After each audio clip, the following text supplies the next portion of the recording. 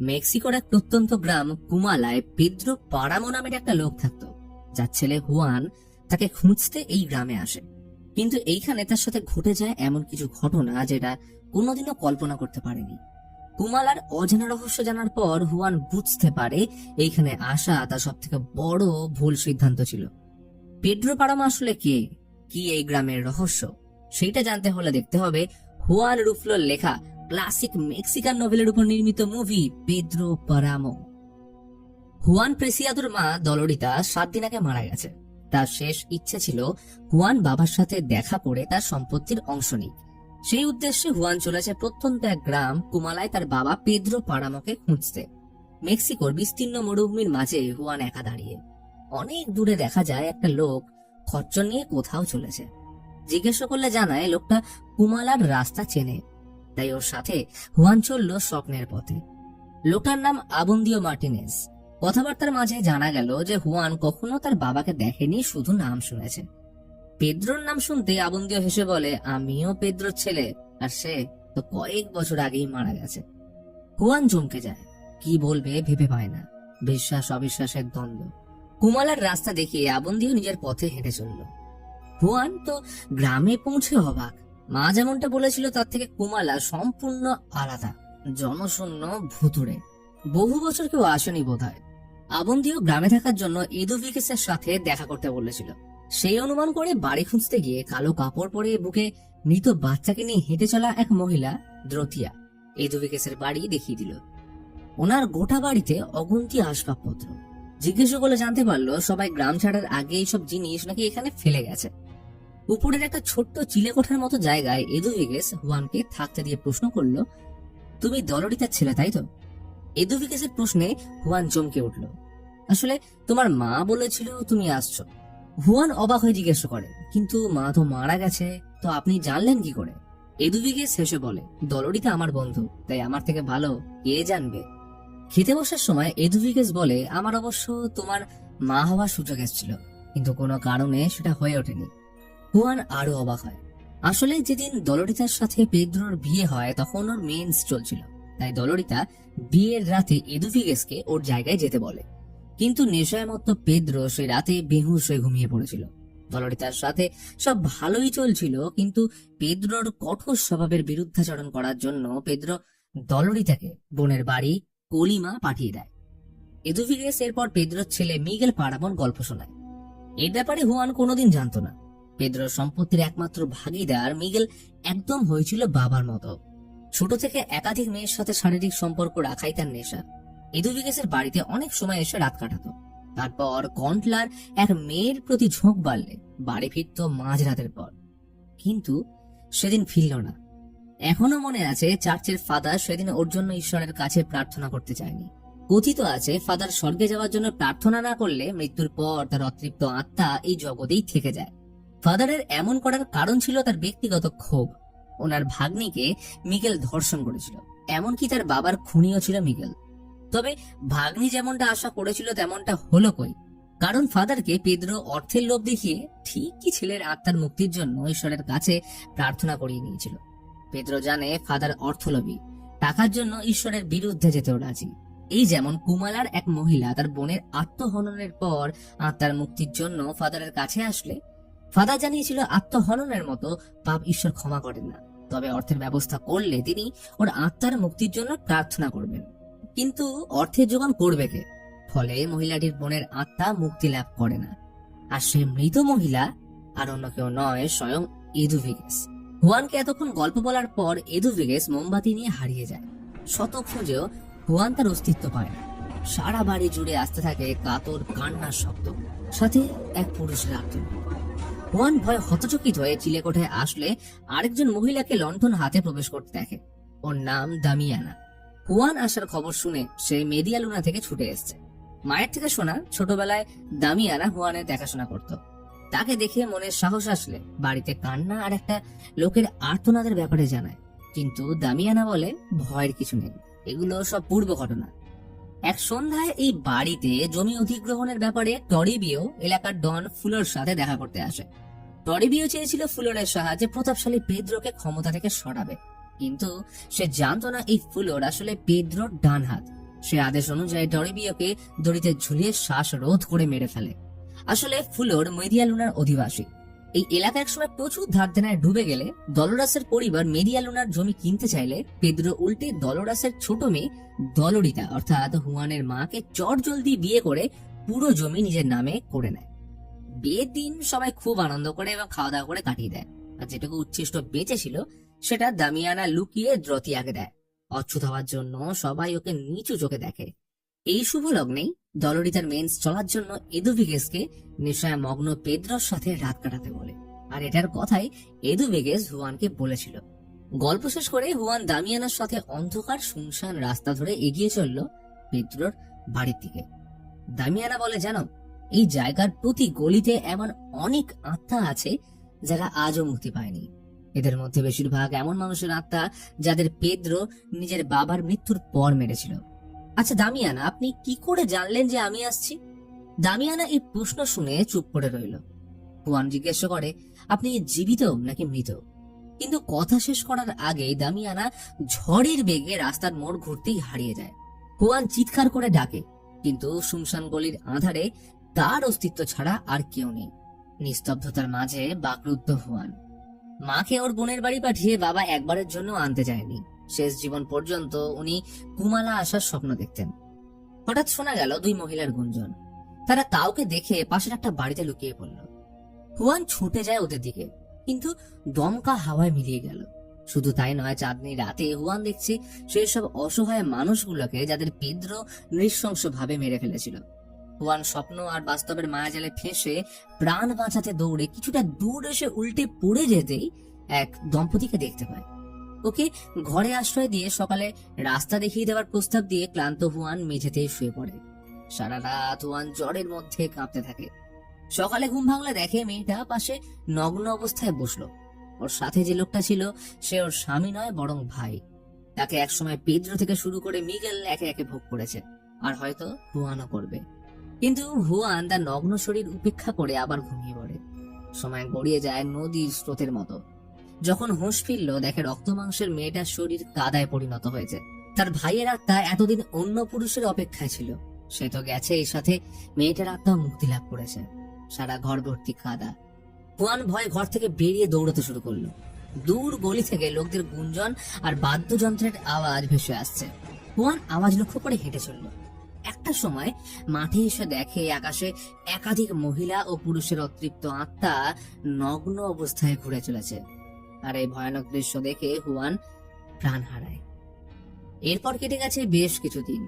মৃত্যুর পরেও Juan Pedro পারামোর ব্যাপারে সব জানতে পারেনি। তার আসল রহস্য কি?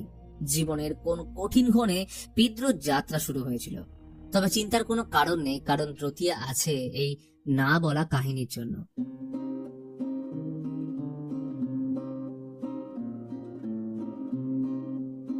পেদ্রো ছোটবেলায় দাদু ঠাকুমার সহ কুমালায় আসে। ছোট থেকে সম্পূর্ণ আলাদা চিন্তাধারায় কেটেছে ওর জীবন। কারোর কাছে মাথা নোয়াতে শেখেনি, কিন্তু তার সব জেদ অভিমান একজনের সামনেই ফিকে হয়ে যেত। আর সে তার একমাত্র ভালোবাসা সুজান। কত সুন্দর মুহূর্ত কেটেছে তার সাথে। মহারাজ সুজান নিজের বাবার থেকেও বেশি পেদ্রোকে ভালোবাসত। কিন্তু একদিন ওর বাবা সুজানকে নিয়ে কুমালা ছেড়ে চিরজীবনের মতো মাস্কোটা চলে যায়। কুমালার গলি প্রান্তে দাঁড়িয়ে পেদ্রো শেষবারের মতো সুজানকে দেখেছিল। এরপর থেকেই পেদ্রোর মধ্যে এক অদ্ভুত পরিবর্তন আসে। বাড়িতে কারোর কথায় মন বসত না। ঠাকুমা বলেছিলেন এই স্বভাব একদিন পেদ্রোকে নিয়ে ডুববে। একদিন বাবার মৃতদেহ বাড়ির উঠোনে ঢুকলো। কেউ খুন করেছে তাকে। কিছু বলার বা করার মতো অবস্থায় সেদিন পেদ্রো ছিল না। এরপর কেটে যায় অনেক কটা বছর। পেদ্রোর ছেলে মিগেল তখন কুকর্ম চালিয়ে যাচ্ছে। সকাল হলেই দ্রতিয়া দামিয়ানার বাড়িতে আসতো একটু খাবারের লোভে। মিগেল তার সাথেও একটা চুক্তি করে যে প্রতিদিন দ্রতিয়া ওর জন্য কন্টলা থেকে মেয়ে এনে দেবে, তার পরিবর্তে সে পাবে রাজকীয় খাবার। সেদিন ফুলোর মিগেলের উপর খুনের অভিযোগের খবর নিয়ে আসে। পেদ্রো অবশ্য ছেলের এইসব কাজে খুব একটা চিন্তিত নয়। বাচ্চা মানুষ এসব কুকর্ম করতেই পারে। এছাড়াও অর্থের বিনিময়ে সবাইকে তো চুপ করানো যায়।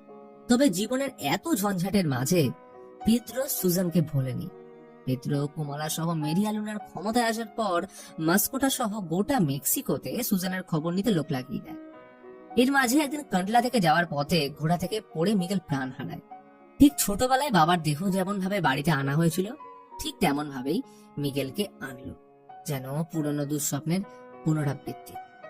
ছেলের শেষকৃত কাজের দিন চার্চের ফাদার মিগেলের স্বর্গপ্রাপ্তির জন্য প্রার্থনা করতে অস্বীকার করে, কারণ ফাদারের ভাইয়ের খুনি এবং তার ভাগ্নিকে মিগেল ধর্ষণ করেছিল। তবে এমন অবস্থায় কাজে আসলো অর্থ ক্ষমতা। এটাই কি ঈশ্বরের প্রতিদান? চার্চে প্রতিদিন ঈশ্বরের কাছে নিজের দোষ স্বীকার করতে আসা পেদ্রোর শিকার হওয়া গর্ভবতী মেয়েগুলোর কাহিনী সব যেন পাপ পুণ্যের বিচারে ফিকে হয়ে আসে। কিন্তু অন্যদিকে পেদ্রোর এখনো মনে পড়ে ছোটবেলায় সুজানের সাথে কাটানো প্রতিটা মুহূর্ত। তার প্রতি ভালোবাসা চামড়ার গন্ধে নয়, বরং মন থেকে ছিল। জমির ব্যাপারে তখন মেক্সিকোর বিভিন্ন স্থানে আন্দোলন চলছে। এই ঝামেলা থেকে বাঁচতে একদিন সুজান ও তার বাবা কুমালা ফিরে আসে। তবে ফুলোর এমন কিছু খবর আনে যা পেদ্রোকে ভিতর থেকে নাড়িয়ে দেয়। সুজান এখন মানসিক রোগে আক্রান্ত। পেদ্রো এই ঘটনা জানার পর সুজানের বাবাকে খাদান দেবার বদলে সুজানকে বিয়ের প্রস্তাব দেয়। উনি অবশ্য পেদ্রোকে বলেছিলেন সুজান বিধবা, ওর মৃত্যুর শোকে সুজানের নাকি এই অবস্থা হয়েছে। কিন্তু পেদ্রো পিছু পা হয়নি। সুজানকে ফিরে পাওয়ার সুযোগ সে আর ছাড়বে না। সেদিন সুজানকে দেখে পেদ্রো এক মুহূর্তের জন্য ছোটবেলায় ফিরে গেছিল। আজও ওর কথা ভাবলে বুকের ভেতরটা চিনচিন করে ওঠে। ভেবেছিল সুজান তাকে দেখা মাত্রই বুকে জড়িয়ে ধরবে, পরিবর্তন করে দেবে অগোছালো পেদ্রোর জীবন। কিন্তু ঘোড়ার গাড়ি থেকে নামার পর বুঝতে পারে এটা সেই আগের সুজান নেই। পেদ্রো নিজের চোখকে বিশ্বাস করতে পারছিল না। সময় পেরোয়, কিন্তু সুজান কখনো পেদ্রোকে মানতে পারে না। এতদিন বিনা দ্বিধায় বিভিন্ন মেয়েদেরকে যে পেদ্রো ভোগ করেছে, সেই মানুষটা একবারের জন্যও অনুমতি ছাড়া সুজানকে স্পর্শ করেনি। এর মধ্যে খবর আসলো সুজানের বাবা খাদান দুর্ঘটনায় মারা গেছে। সুজান এই ঘটনায় তেমন কর্ণপাত করল না। এক অদ্ভুত মায়া ওর চোখে। দিনের পর দিন তার এমন হাবভাবের কারণ জানার জন্য পেদ্রো খোঁজ খবর চালিয়ে জানতে পারে এক ভয়াবহ ঘটনা। কুমালা ছাড়ার পর সুজানের বাবা নিজের মেয়েকে স্ত্রীর মতো ভোগ করতে থাকে। এই অসহনীয় ঘটনা বছরের পর বছর ধরে চলতে থাকার কারণে সুজান মানসিক রোগের শিকার হয়। কোনো পুরুষের স্পর্শ সহ্য করতে পারত না। এই খবরটা জানার পর সেদিন পেদ্রো খাদানে লোক পাঠিয়ে সুজানের বাবাকে খুন করে। ঠাকুমার দেওয়া অভিশাপ হোক বা খারাপ ভাগ্য, কোনো একটা কারণে পেদ্রো কিন্তু আর ভালো সময়ের মুখ দেখল না। মেক্সিকোর বহু মানুষ, অত্যাচারী সরকার ও জমি অধিগ্রহণের মূল কালপ্রিটদের বিরুদ্ধে বন্দুক তোলে। এর প্রথম শিকার হয় ফুলোর। পেদ্রো পরিস্থিতি সামলাতে আন্দোলনকারীদের সাথে অর্থের বিনিময়ে সমঝোতা করে নিজের দলে করে নেয়। কিন্তু সবকিছু অর্থের বিনিময়ে সামলে নিলেও পেদ্রো একদিন হার মানল। নেশার ওষুধ বেশি মাত্রায় সেবন করায় পার্থিব সকল মায়া ছেড়ে সুজান একদিন দেহ ছাড়ল। পেদ্রো তার সর্বস্ব হারায়। এই কষ্টের কাছে তার সব অর্থ মূল্যহীন। সেদিন ফাদার চার্চের বেল বাজিয়ে সবাইকে সুজানের মৃত্যুর খবর দিল। কুমালা থেকে শুরু করে মেদিয়ালুনার শেষ প্রান্ত অব্দি ছড়িয়ে পড়ল আওয়াজ। অনেক মানুষ পার্শ্ববর্তী শহর থেকেও আসলো।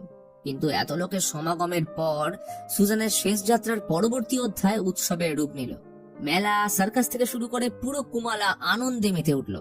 নাচের পদশব্দ আর আতশবাজির অসাধারণ প্রদর্শনী দূর থেকে পেদ্রো অবাক চিত্তে দেখতে থাকে। মনে ক্রোধ আর একাধারে প্রিয়জনকে হারিয়ে ফেলার কষ্ট।